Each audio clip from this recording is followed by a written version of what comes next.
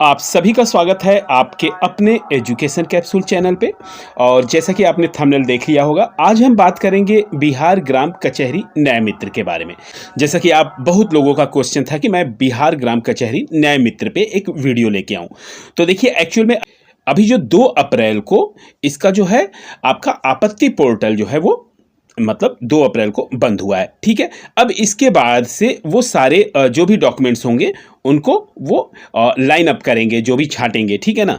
तो यहाँ पे चलिए अभी हम इस बात को रोकते हैं और यहाँ पे देख लेते हैं कि हमने अपने थंबनेल में क्या लिखा है और इस टॉपिक पे हम विस्तृत बात करेंगे। ठीक है, देखिए, न्याय मित्र की फाइनल मेरिट लिस्ट कब तक आएगी इसको हम जानने की कोशिश करेंगे। ठीक है, और काउंसलिंग के लिए तिथि कब घोषित होगी काउंसलिंग के लिए। जैसे कि आपको पता है कि अभी जो है काउंसलिंग किसकी चल रही है, बिहार ग्राम कचहरी सचिव की काउंसलिंग चल रही है। ऐसी काउंसलिंग आप न्याय मित्रों की भी जो काउंसलिंग इसी तरह से होगी।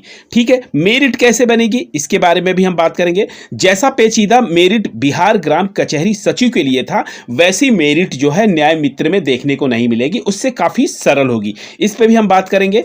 बहाली कब तक होगी, ठीक है, इसको हम जानेंगे। और चयन का मापदंड क्या होने वाला है। ठीक है, तो इन सभी टॉपिक को हम इस वीडियो में कवर अप करने वाले हैं। ठीक है, तो सबसे पहले अगर हम जानना है उस बारे में, किसी भर्ती के बारे में, तो हम क्या करेंगे, सबसे पहले उसके नोटिफिकेशन को देखना पड़ेगा।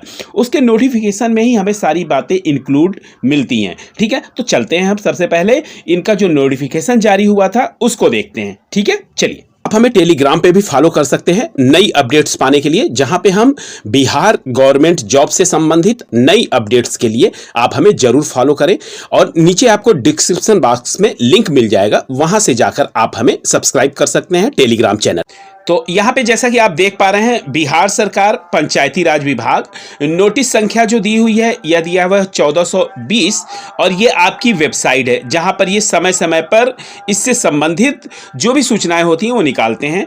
यहाँ पे कह रहे हैं ग्राम कचहरी एवं उसकी न्यायपीठ को सहायता के लिए संविदा नियुक्ति संबंधी सुझाव। ठीक है, तो चलिए हम थोड़ा सा ऊपर की तरफ बढ़ते हैं। यहाँ पे देखते हैं कि 2007 के अधीन राज्य के विभिन्न ग्राम कचहरियों में उसकी न्यायपीठ की सहायता के लिए प्रत्येक ग्राम कचहरी के लिए एक न्याय मित्र की संविदा के आधार पर नियोजन का निर्णय लिया गया। ठीक है, इसके बाद इन्होंने कहा भर्ती निकाली, इन्होंने ग्राम कचहरी न्याय मित्र की पोस्ट रखी और पदों की संख्या रखी इन्होंने 2436। ठीक है, जिलावार कुल सूची जो है उन्होंने बाद में संलग्न की है। संविदा के आधार पर नियोजन का जो ये दे रहे हैं 7000 दे रहे हैं अभी। ठीक है, इसको भी बढ़ाने के लिए समय समय पे आंदोलन जो हो रहे हैं, क्योंकि 14 साल पहले ये भर्ती आई थी और ये 14 साल से ये लोग इतना ही पा रहे हैं। ठीक है, तो इसके लिए इन्होंने आंदोलनरत हैं। तो हो सकता है इसको भी बढ़ाने की, अगर ग्राम कचहरी का अगर 15 से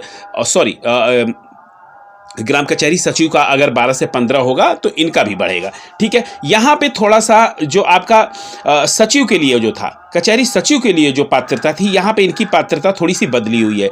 वहाँ पे आप इंटर पास थे तो सब लोग भर सकते थे, लेकिन यहाँ पे आप किसी विश्वविद्यालय से कम लॉ की डिग्री होनी चाहिए, यानी विधि स्नातक होना चाहिए। ठीक है, और यहाँ पे आगे की तरफ देखते हैं। ये कह रहे हैं कि आवेदक भारत का नागरिक होना चाहिए तथा बिहार राज्य से संबंधित जिले का निवासी होना चाहिए, मतलब बिहार राज्य से उस संबंधित जिले का निवासी होना चाहिए। शैक्षणिक योग्यता किसी मान्यता प्राप्त संस्थान से, जैसा कि हमने अभी बताया कि आपके पास LLB की डिग्री होनी चाहिए, तभी वो नियुक्ति का पात्र होगा।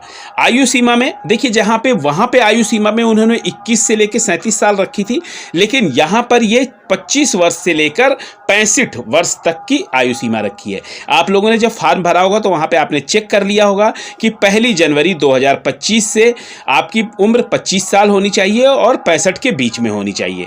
ठीक है, आरक्षण का लाभ राज्य सरकार के प्रचलित आरक्षण नियमों के अनुसार राज्य सरकार के स्तर पे निर्गत प्रमाण पत्र के आधार पे जो उनका प्रमाण पत्र है उसी के हिसाब से ये दिया जाएगा। ठीक है, यहाँ पे कह रहे हैं कि क्षैतिज आरक्षण किसको, दिव्यांगों को दिया जा रहा है 4% का। फिर स्वतंत्रता संग्राम सेनानी के पोता पोती को 2% का यहाँ पे है। ठीक है, यहाँ पे देखिए थोड़ी सी देखने वाली बात है। प्रत्येक आरक्षण कोटि में कर्णकित पदों पर जहां भी है यथाशक्ति 50% महिला अभ्यर्थियों का नियोजन किया जाएगा। ठीक है, महिला अभ्यर्थी की अनुपलब्धता पर, मगर महिला अभ्यर्थी नहीं मिलती हैं वहां पर, ठीक है, तो उक्त पद को उसी आरक्षण कोड के पुरुष अभ्यर्थियों से भरा जाएगा। महिला अभ्यर्थी नहीं होने की दशा में ये पुरुष से भरने की बात कर रहे हैं। अब यहाँ पे थोड़ा सा ये बहुत ही महत्वपूर्ण टॉपिक है, नियोजन की प्रक्रिया। नियोजन यानी आपकी बहाली की प्रक्रिया। तो कह रहे कि आवेदक के द्वारा किसी एक प्रखंड में, ठीक है, सॉरी थोड़ा सा हम नीचे की तरफ आ गए, 1 सेकेंड, थोड़ा सा ऊपर की तरफ जाते हैं। हाँ, यहीं पे थे हम लोग। प्रखंड में ऑनलाइन आवेदन किया जा सकता है। किसी एक प्रखंड की बात कर रहे हैं, एक प्रखंड में ऑनलाइन किया जा सकता है। ऑनलाइन आवेदन पंचायती राज विभाग के विभागीय वेबसाइट पे उपलब्ध। यहाँ से आपने कर चुके होंगे, सारी कुछ इसमें बताने की जरूरत नहीं है, ठीक है। ये भी काउंसलिंग पत्र आवेदक द्वारा अंतिम रूप से उसी दिन काउंसलिंग के समय। हाँ, यहाँ पे थोड़ा सा आप समझिए, अभी तो आपका 2 तारीख तक आपत्ति लिया गया ना, यहाँ पे कह रहे हैं इसके बाद जब उसी आधार पे काउंसलिंग के समय आवेदन पत्र प्रस्तुत किया जाना अनिवार्य होगा, ठीक है। बाद में किसी प्रकार का दावा मतलब काउंसलिंग के समय आप अपने डॉक्यूमेंट्स सारे दिखाएंगे, ठीक है ना, उसके बाद आपको कोई दावा मान्य नहीं होगा। फिर कह रहे हैं कि अभ्यर्थियों द्वारा ऑनलाइन आवेदन में भरी गई सूचना के आधार पर उम्मीदवार की पात्रता अपात्रता के संबंध में आपने जो आवेदन में जो चीजें भरी है ना, उसी के आधार पर ये कह रहे हैं आपकी पात्रता और अपात्रता का संबंध का निर्णय लिया जाएगा। फिर कह रहे हैं शपथ पत्र जो आपका नोटरी है ना, उसको बना के अपलोड आपने पहले ही कर दिया है, ये सारी चीजें पहले की हैं, ठीक है। फिर कह रहे हैं कि ऑनलाइन आवेदन में भरी गई सूचना सत्यापन के क्रम में समानता नहीं पाने। अगर जो आपने आवेदन में जो चीज भरी है और फिर जब आप जाते हैं काउंसलिंग में और वहां पे जो आपके डॉक्यूमेंट्स में और जो आपने बताया सत्यता नहीं पाई जाएगी, तो आपका अभ्यर्थन जो है वो रद्द कर दिया जाएगा, ठीक है। काउंसलिंग में होता भी यही है कि जो आपने वहां पे डॉक्यूमेंट्स लगाए हैं, अगर उसी तरह का डॉक्यूमेंट्स वही चीज आप लेके नहीं आते हैं तो आपका अभ्यर्थन निरस्त किया जाएगा, ठीक है ना। अब यहां पे कह रहे हैं कि अभ्यर्थी आवेदन करते समय आश्वस्त हो ले कि जिस पंचायत के लिए वो आवेदन कर रहा है उस पंचायत में रिक्ति है कि नहीं, ठीक है। चलिए, ये तो अलग की चीज है, ये पहले ही आप कर चुके हैं। फिर कह रहे हैं कि ग्राम कचहरी न्याय मित्र नियोजन पैनल ग्राम कचहरी सचिव के द्वारा मेघा अंकों पर निर्धारण किया जाएगा, ठीक है। अब कह रहे हैं कि मेघा निर्धारण में विधि स्नातक के अंकों का आधार बनाया जाएगा। यहां पे थोड़ा सा आप समझिएगा, यहां पे इतना पेचीदा नहीं है जिस तरह के पेचीदा कहां पर आपके ग्राम कचहरी सचिव में हो रहा था। सचिव में देखिए आपका 10 जो है आपका ग्रेजुएशन में मिल रहा था, पोस्ट ग्रेजुएशन में जो है आपका पीजी में 20 मिल रहा था, और फिर अनुभव के लिए यहाँ पे अनुभव को कोई स्थान नहीं दिया गया है। आप ये समझिएगा, यहाँ पे केवल और केवल जो आपने एलएलबी किया है, ठीक है, विधि स्नातक किया है, उसी के अंकों पर आपकी मेरिट बन जाएगी। तो बहुत साफ सुथरा सा ये मेरिट बनेगा, ठीक है। इसमें किसी को कुछ करने की जरूरत नहीं है, जो मेरिट में आ जाएगा उसका चयन हो जाएगा। यहाँ पर थोड़ा सा आप लोगों को इकट्ठा करना पड़ता है कि अगर इंटर है, इंटर अंतिम पात्रता मांगा था, उसमें इंटर के बाद उसने एडवांटेज दिया था कि ग्रेजुएशन और पोस्ट ग्रेजुएशन अगर वो भी है, और अगर आपने अनुभव लिया है तो वो और एडवांटेज। लेकिन यहाँ पे ऐसा कुछ भी नहीं है, ये आप थोड़ा समझिएगा। तो यहाँ पे एकदम साफ सुथरा सा आपको होगा, जो भी आपने आपका एलएलबी में जो नंबर है बस उसी के हिसाब से यहाँ पर आपकी मेरिट बन जाएगी। तो इसमें आपको कोई शंका नहीं होनी चाहिए। फिर कह रहे हैं कि अगर मेरिट बनने के बाद आपके और जो आपसे नीचे जो एक व्यक्ति है उन दोनों लोगों के अंक समान होते हैं, तब जाके जो उसमें एज फैक्टर का मतलब वहां पर आपको बेनिफिट देगा। जो अधिक उम्र के हैं उनका चयन हो जाएगा, ठीक है। अंतिम रूप से प्रकाशित पैनल ग्राम कचहरी के पूर्ण काल के लिए वैध रहेगा। मतलब जो प्रकाशित जो पैनल है वो अंतिम पूर्ण काल के लिए, मतलब अभी हम इसका आगे बताते हैं कि क्यों वैध रहेगा। उस मेरिट लिस्ट को ये जो है इन्होंने कहा है कि संभाल के रखना है उस प्रकाशित पैनल को, ठीक है। यहां पे कह रहे हैं कि पैनल किसी प्रकार की आपत्ति पैनल के प्रकाशन की तिथि के 15 दिनों के अंदर प्रखंड विकास पदाधिकारी कार्यालय पे दायर किया। अगर आपको लगता है कि उस जो प्रकाशन किया जा गया है मेरिट लिस्ट में, तो उसको 15 दिन के अंदर आप आपत्ति कर सकते हैं, उसके बाद नहीं कर सकते हैं। फिर कह रहे हैं रिक्तियां घट बढ़ सकती हैं, ठीक है। अब यहाँ पे यह है कि कौन पैनल में रहेंगे, तो सरपंच रहेंगे, अन्य सभी पंच रहेंगे, और ग्राम कचहरी सचिव जो है, सदस्य सचिव जो है वो रहेंगे, ठीक है। अब यहां पे समिति के बैठक में प्रखंड विकास पदाधिकारी नोडल पदाधिकारी को फैसिलिटेटर के रूप में भाग लेने हेतु प्रतिनियुक्त करेंगे, ठीक है, उस बैठक में, ठीक है। और कार्रवाई जिला पंचायत राज पदाधिकारी द्वारा प्रखंड विकास पदाधिकारी को भेजी जाएगी। अब यहां पे देखिए मेघा सूची के बारे में हम थोड़ा सा देख लेते हैं। यहां पे कह रहे हैं कि ग्राम कचहरी में रिक्त पदों के भरे जाने के बाद कचहरी वार तैयार किए गए पैनल को सुरक्षित रखा जाएगा। क्यों रखा जाएगा? ताकि भविष्य में यदि रिक्ति हो, जैसे मान लीजिए जिनका आज चयन होता है उन्हें कुछ दिन बाद छोड़ना पड़ा या वो किसी कारणवश नहीं करना चाहते हैं, तो फिर क्या होगा, ये अपनी वही मेरिट लिस्ट निकालेंगे और उसके बाद उनके नीचे वालों को तुरंत ये ज्वाइन करवाएंगे उस पद पे। ठीक है, तो ये जो है उस तरह से इनका पद जो है उनके नीचे वालों को मौका मिलेगा और उसको वो ज्वाइन करवा लेंगे। तो ये कह रहे हैं कि जो हमारा पैनल है वो पैनल जो है उस मेरिट लिस्ट को संभाल के रखेंगे। जैसे आप अगर चयनित होते हैं और आप जो है अगर छोड़ के चले जाते हैं, ठीक है, अगर बेहतर आपकी नौकरी लगती है, आप नहीं करना चाहते हैं, तो फिर आपसे नीचे वाले को मौका दिया जाएगा। ठीक है, इतनी तो बात आपको समझ में आएगी। अब फिर क्या कह रहे हैं, नियोजन से पूर्व चयनित उम्मीदवारों को विहित प्रपत्र में इकरारनामा संपन्न कराना होगा।